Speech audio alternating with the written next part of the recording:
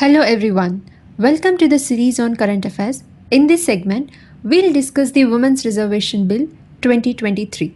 The Lok Sabha passed the Women's Reservation Bill 2023 on 20th September 2023. This brought the women's reservation issue in Parliament back into the spotlight. Here's a brief background on the scheme. The Indian government introduced the Constitution 128th Amendment Bill 2023 aimed at providing 33% reservation to women in the Lok Sabha and state legislative assemblies. However, this endeavor is not new, dating back to the mid-1990s. Let us take a look at the highlights of the bill. 1/3 of the total number of seats reserved for scheduled castes and scheduled tribes shall be reserved for women of those groups in the Lok Sabha and the legislative assemblies. Reserved seats may be allotted by rotation to different constituencies in the state or union territory. Reservation of seats for women shall cease to exist 15 years after the commencement of this Amendment Act. What is the need for such reservation? Ensuring representation. Reservation guarantees women's presence in decision-making bodies, addressing underrepresentation. Encouraging entry. Reservation encourages women to enter politics, contest elections, and engage in the political process. Capacity building. Participation in legislative process enhances women's political capacity, nurturing effective leaders. Changing perceptions.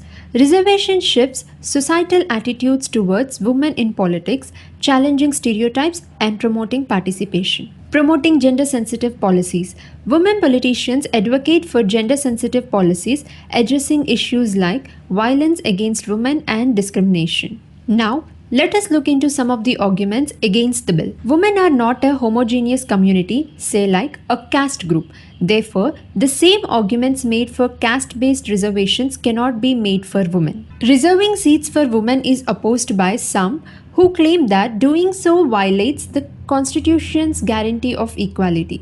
If there is a reserve, they claim women won't be competing on merit, which could decrease their status in society. Here are some arguments in favor of the bill. Affirmative action is necessary to better the condition of women, as political parties are inherently patriarchal.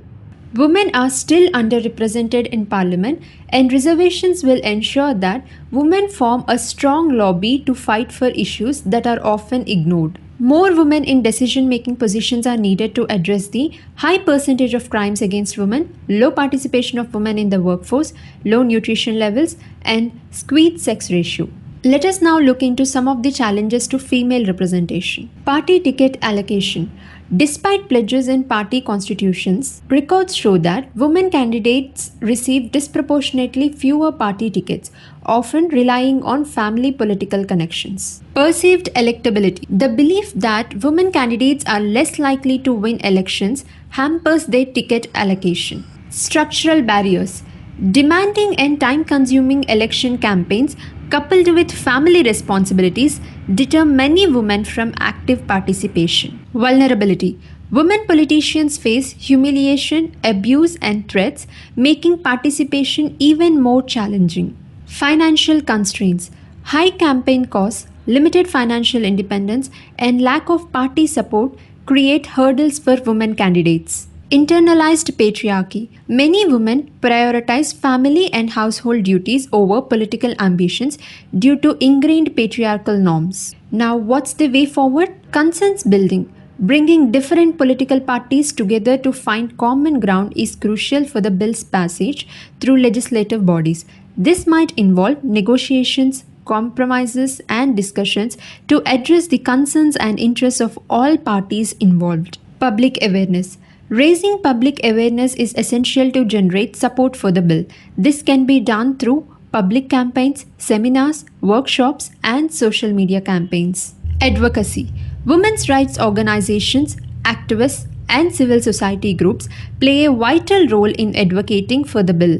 All in all, the Women's Reservation Bill, with its goal of reserving 33% of seats for women in parliament and legislative assemblies, represents a significant step towards achieving gender equality in Indian politics. However, overcoming political challenges and societal norms remains crucial for its successful implementation. Advocacy, public awareness and conscience building efforts are essential for moving forward with this important legislation. That's all for today, guys. Hope to see you in the next video. Thank you. प्रधानमंत्री नरेंद्र मोदी ने सबका धन्यवाद करते हुए इसे भारत की संसदीय यात्रा की स्वर्णिम क्षण कहा। ये जो स्पिरिट पैदा हुआ है, ये स्पिरिट देश के जन जन में एक नया आत्मविश्वास पैदा करेगा।